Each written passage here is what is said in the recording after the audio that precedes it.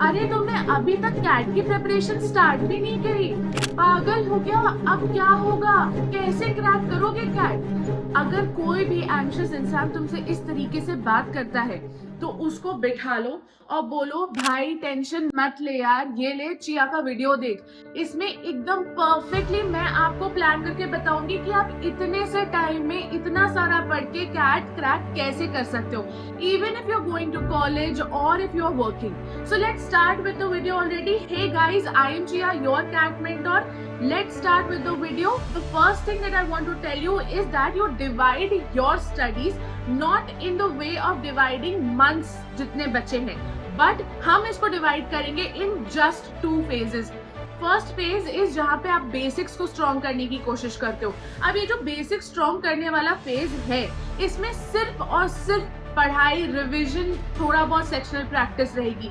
लेकिन जो next phase है दैट इज अगस्त टू नवंबर, वो आपकी प्रैक्टिस हैवी है, तो उसमें भी आपको कुछ ना कुछ रिवीजन करना ही है। ऑब्वियसली सेक्शनल्स देने ही है, लेकिन ज्यादा मार्क्स भी देने हैं। वो आपको एंड ऑफ द वीडियो तक एकदम परफेक्टली समझ में आ जाएगा कि मैं इस डिवीजन के बेसिस पे आपको कैसे पढ़ने के लिए बोलना चाहती हूँ। बट फर्स्ट थिंग्स फर्स्ट, सबसे पहले बात कर लेते हैं कि अगर आप एक कॉलेज स्टूडेंट हो तो आपको कितने घंटे पढ़ना चाहिए और कैसे पढ़ना चाहिए। तो अगर आप एक कॉलेज स्टूडेंट हो तो Monday to Friday you can study for 2 hours and that's it. 2 घंटे से ज्यादा आपको पढ़ने की जरूरत नहीं है। इसको भी आप कैसे करोगे? टास्क बेस्ड पढ़ाई करोगी, मतलब एवरीडे टू डू लिस्ट बनाओगे। चाहो तो अमेज़न पे जाके टू डू लिस्ट के लिए एक बढ़िया प्लानर ले लो, चाहो तो कुछ भी, मतलब कुछ फैंसी चीजों के थ्रू भी जा सकते हो, क्योंकि कई लोगों को फैंसी चीजों से बहुत ज्यादा मोटिवेशन मिलती है। I am all in with that. लेकिन अगर आपको फैंसी चीजें करने का शौक नहीं है, अगर आप बेसिक इंसान हो, तो जस्ट अपने रजिस्टर में लिखना चालू कर दो कि कल की डेट के आपके कितने टास्क हैं, आप कितना पढ़ाई करोगे कैट के लिए। तो ये टू डू लिस्ट जो आपने बनाई है, इसको अब आप पोमोडोरो टेक्निक से अचीव कर सकते हो। What you will do in Pomodoro is create 3 अलग अलग चेम्बर्स ऑफ टाइम, जिसमें आप बिना फोन के, बिना किसी डिस्ट्रैक्शन के पढ़ाई करोगे। And in 3 chambers of time के बीच में आप 5 मिनट्स टू 10 मिनट्स का ब्रेक लोगे। And that's what Pomodoro is. अब आप मेरी एक बहुत इंपॉर्टेंट बात सुनो। मैंने आपको ये बताया कि 2 आवर्स आपको मंडे टू फ्राइडे पढ़ना है, लेकिन आप एक चीज भूल रहे हो, आपके एंड सेम एग्जाम्स आएंगे एंड एंड सेमेस्टर एग्जाम्स के टाइम पे आप बिल्कुल पढ़ाई नहीं कर पाओगे, बहुत प्रॉब्लम होगी। 2 घंटे तो क्या, 1 घंटे भी मैं आपसे एक्सपेक्ट नहीं कर पाऊंगी। विच इज वाई मैं चाहती हूँ कि आप कम से कम एवरी वीकेंड, सैटरडे नहीं तो संडे ही सही, सैटरडे को 2 आवर्स पढ़ लिया अगर आपका कॉलेज होता है सैटरडे को, एंड संडे को उठाया एंड 4 आवर्स ऑफ स्टडीज कर ली। अब ये जो 4 आवर्स ऑफ स्टडी है, ये अगेन ज्यादा टास्क होंगे, मोस्टली एक मॉक हो सकता है या इस तरीके की कोई भी चीज हो सकती है, उसके बारे में बाद में बात करेंगे। अब आ जाते हैं वर्किंग प्रोफेशनल्स पे। I know guys it's not easy for you people, but you want to make it easier, इसलिए आप कैट क्रैक करना चाहते हो। लेट्स स्टार्ट विथ अंडरस्टैंडिंग कि आप कर क्या सकते हो। मंडे टू फ्राइडे तो there is no scope of studying. अगर आप बिल्कुल थके हुए आते हो ऑफिस से और फिर उसके बाद आप 2-3 घंटे पढ़ने की सोचते हो, तो उस दिमाग के साथ पढ़ना इज इम्पॉसिबल। या आप ये सोचते हो कि एकदम सुबह सुबह उठ जाओगे एंड पढ़ने बैठ जाओगे एंड देन पूरे दिन काम करके वापस आओगे, then also it's not possible, क्योंकि फिर आप अपने स्लीप शेड्यूल को पूरी तरीके से बिगाड़ लोगे। So listen to me very carefully. You only have to study on Saturday and Sunday. लेकिन इन दोनों ही दिन पे आपको 6 आवर्स की, मतलब कठिन परिश्रम करना पड़ेगा if you want to crack CAT. Again, task list पे जाइए। आपको ये पता होना चाहिए कि सैटरडे एंड संडे को आपको क्या क्या पढ़ना है, आपके क्या क्या टास्क है, एंड आप सुबह से स्टार्ट कर दीजिए।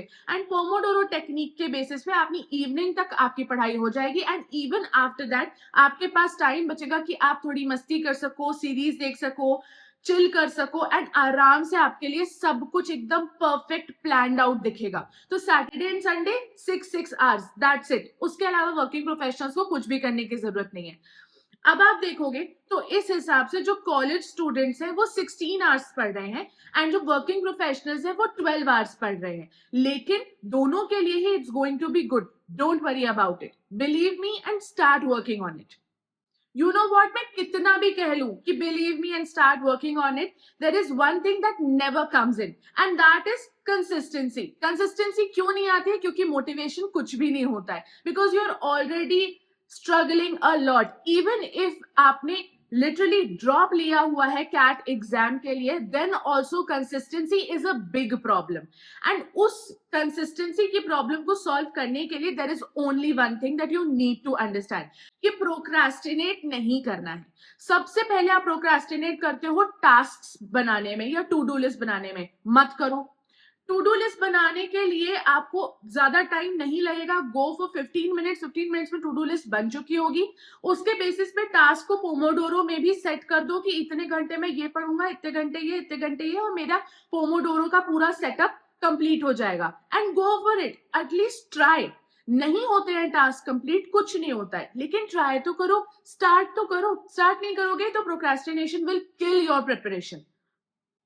सेकेंड बात बहुत इंपॉर्टेंट, अगर आप कंसिस्टेंसी से काम करना चाहते हो, सबसे पहले PYQs दे सकते हो या फिर किसी भी तरीके से कोई भी तरीके के सेक्शनल्स दे सकते हो, नो प्रॉब्लम, कहीं से भी। बस प्रैक्टिस करना है एंड अपने आप को मोटिवेट करना है। मुझे मालूम है इसके बाद तुम बोलोगे कि जब मार्क्स नहीं आते तो तुम उल्टा डीमोटिवेट हो जाते हो, but listen to me very carefully. अगर आज तुम ये समझ लोगे और इस चीज पे अग्री कर लोगे कि तुम आज सेक्शनल्स, मॉक्स एंड प्रैक्टिस इसलिए कर रहे हो और उसमें इसलिए फेल हो रहे हो ताकि तुम कैट एग्जाम में फेल ना हो, then it is going to be perfect for you. Believe me, इतना बस कर लोगे सब ठीक हो जाएगा। अब आ जाते हैं एक्चुअल प्लान पे, दैट इज मॉक्स कैसे देने।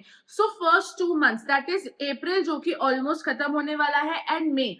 अब आपको क्या करना है कि इन दोनों ही मंथ्स में 15-15 डेज के चेंजेस पे, मतलब 2 हफ्ते के बीच में एक मॉक देना है। लेकिन जून से लेके अगस्त तक आपको कम से कम 1 मॉक पर वीक लेना है, जून से लेके अगस्त तक। अगस्त से लेके सितंबर तक आपको कम से कम ट्वाइस अ वीक मॉक लेना है, मतलब एक वीक में 2 mocks. And from October to November thrice a week mocks लेने हैं। यस, मेरे हिसाब से mocks are the most important thing. Sectionals and mocks, इन दोनों की पेयरिंग हम अगस्त के बाद और अच्छे से बनाएंगे एंड आगे आपके पास वीडियो आएगा ही, दैट इज फॉर श्योर। लेकिन आप इस बात को ध्यान रखना कि आप इस चैनल को सब्सक्राइब कर दो, नहीं तो आगे की जो प्रिपरेशन की स्ट्रैटेजी है वो आपसे मिस हो जाएगी। तो लास्ट थिंग इज कि टू डू लिस्ट बनानी कैसे है, वीक में किस तरीके से अपने टाइम को स्ट्रैटेजाइज करना है। तो सबसे इंपॉर्टेंट चीज मैं आपको बता दूं, वीक में सबसे ज्यादा टाइम आपको क्वांट को देना है। Doesn't matter if you are an engineering student, if you cross JE, doesn't matter. क्यों? क्योंकि कुछ भी हो सकता है, this is a surprise exam. Every year कुछ ना कुछ हमको सरप्राइज मिलता है in CAT exam and we can trust it completely. So therefore quants को कभी भी नहीं छोड़ना है, इसकी निरंतर पढ़ाई और निरंतर इसकी प्रैक्टिस चलते रहना है। एंड जो लोग नॉन मैथ वाले हैं, जो नॉन इंजीनियर्स है, उनके लिए this is very very important, extremely important. Second जो फेज होगा उसमें टाइम बटेगा इन DILR एंड VARC, क्योंकि यही 2 बचे। अब देखो तुम्हें क्या करना है, वीक में एवरी डे कुछ थोड़े बहुत घंटे तुमको क्वांट्स को देने हैं। मैं ये नहीं कह रही हूं कि अगर तुम 2 घंटे पढ़ रहे हो तो उसमें से 1.5 घंटे क्वांट्स को दे दो और आधे घंटे में बाकी 2 पढ़ो, नहीं।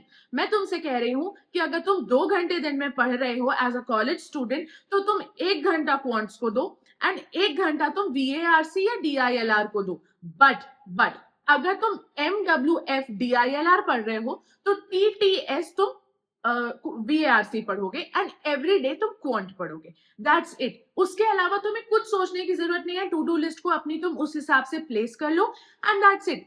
एंड संडे को मॉक देना है, बट ऑब्वियसली एवरी संडे अभी तो नहीं देना है जब तक मई खत्म नहीं हो जाता है। जून से आपको इस तरीके से करना है।